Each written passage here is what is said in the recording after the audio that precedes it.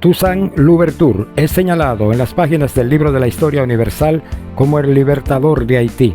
Fue quien abolió la esclavitud cuando proclamó la independencia haitiana. Haití fue el primer país libre de esclavos en toda América y también el primero en alcanzar la independencia en toda América Latina. Esta historia transcurrió entre piratas, conquistadores franceses e ingleses y los esclavos que fueron colonizados por estos últimos. En el año 1801, Louverture promulgó una constitución para toda la isla de Santo Domingo, declarándola autónoma de Francia. Se impuso como jefe supremo y rompió con la metrópoli europea, por lo cual contó de inmediato con el reconocimiento de Gran Bretaña y los Estados Unidos de América.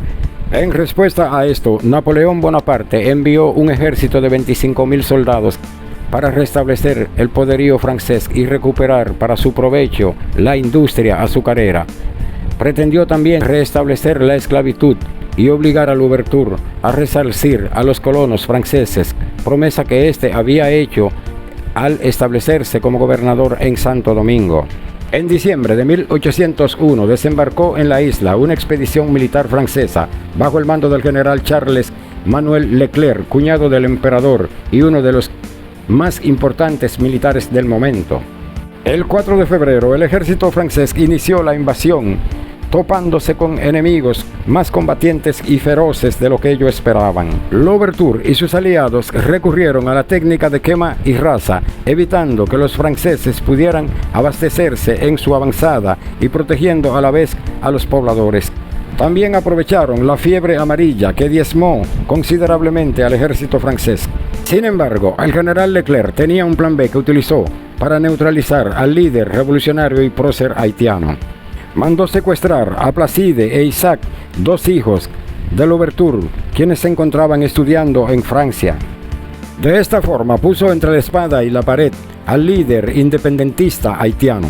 Louverture se vio obligado a parlamentar con Leclerc, tras lo cual fue apresado inmediatamente y llevado a Francia como preso político. Antes que se lo llevaran prisionero a Francia, Louverture pronunció unas frases que se han perpetuado con la historia y el tiempo, cuando dijo: al derrocarme solo se ha abatido el tronco del árbol de la libertad de los negros, pero este volverá a brotar de sus raíces porque son muchas y muy profundas. En esto tuvo toda la razón, pues surgió el general Jean-Jacques Dessalines, quien culminó los proyectos revolucionarios e independentistas que por causas ajenas a su voluntad Louverture no pudo concluir. Fue encarcelado en Fort de Joux, antigua fortaleza medieval en las montañas de Jura que servía como prisión. Fue sometido a los ataques más crueles e inhumanos hasta que falleció afectado de neumonía el 7 de abril del año 1804. Louverture murió, pero su legado quedó plasmado hasta hoy en día en el pueblo haitiano.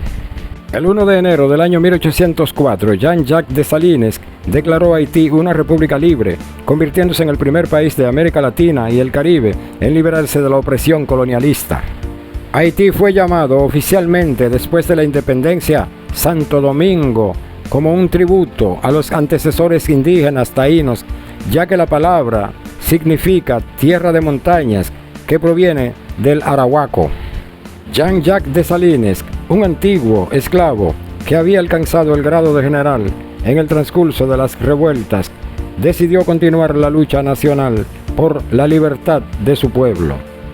La batalla de Vertières fue la última de una serie de batallas de la liberación haitiana. Se libró el 18 de noviembre del año 1803 entre las fuerzas revolucionarias populares haitianas y el cuerpo expedicionario francés de Napoleón, al que se le había encomendado la tarea de aplastar la rebelión y restablecer la esclavitud en la isla. Antes de Vertières, y como sucedió en esta, Dessalines había vencido al ejército francés en varias ocasiones. El 1 de enero de 1804, Dessalines, el nuevo líder bajo la Constitución dictatorial de 1805, declaró a Haití una república libre en el nombre del pueblo haitiano, a lo que siguió la masacre de los blancos que quedaban en la isla. Dio órdenes de que toda la población blanca remanente debía ser asesinada.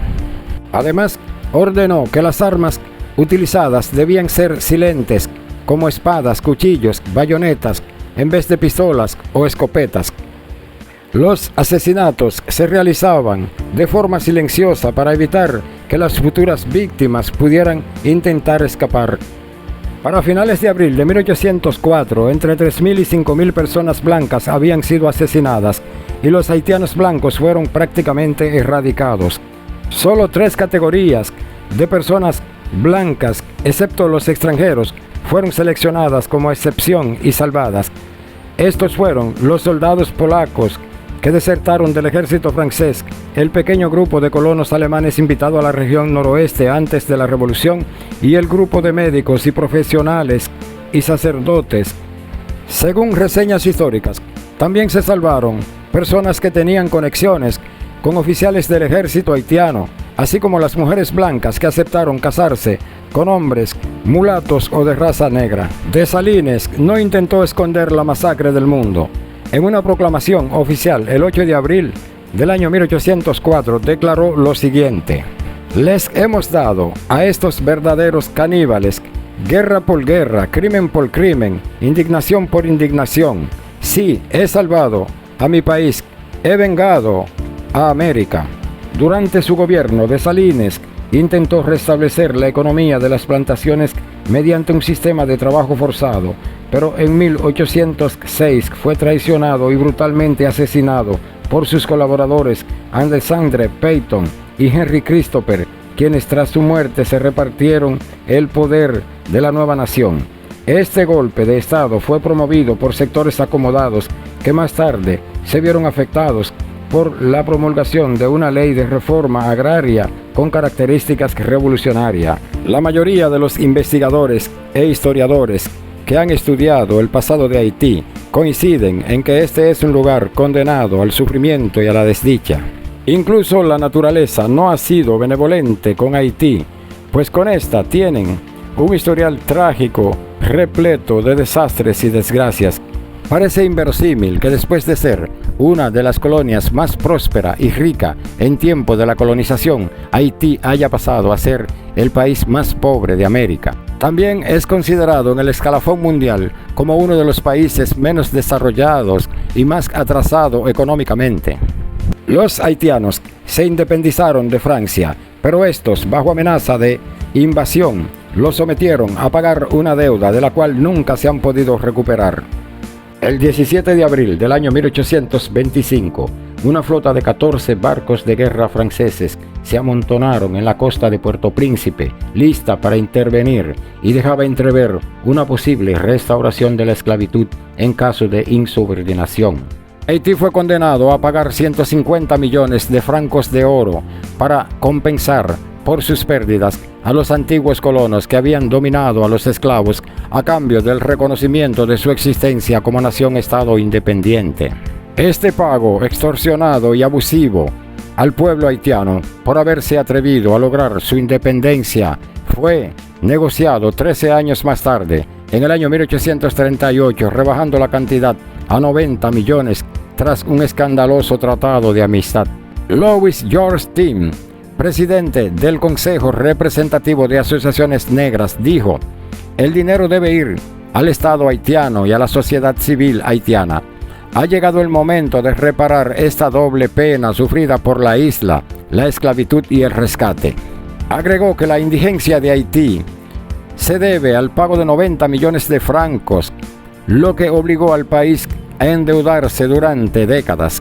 En abril del año 2003, con ocasión del bicentenario de la muerte de Toussaint Louverture, el presidente Jean-Bertrand Aristide afirmó que Francia es la deudora de Haití y no al revés. Exigió restitución y reparación por los daños causados por la esclavitud y por la sanción exigida en el año 1825. Reclamó 21 millones de dólares a Francia, el valor capitalizado de los 90 millones de francos de oro pagados en aquel entonces. Pero tras la intervención política militar franco-americana que condujo al derrocamiento de Aristide en febrero del 2004, los diversos regímenes que se sucedieron a la cabeza del Estado abandonaron la pretensión de restitución del dinero exigida a Francia. The New York Times estima que Haití pagó a Francia el equivalente actual a 560 millones de dólares durante 7 décadas. Este es un caso raro y poco común en la historia universal, en el que un intruso invasor que fue derrotado en territorio ajeno y expulsado cargando con el polvo de la derrota haya tenido que ser indemnizado de manera arbitraria y abusiva.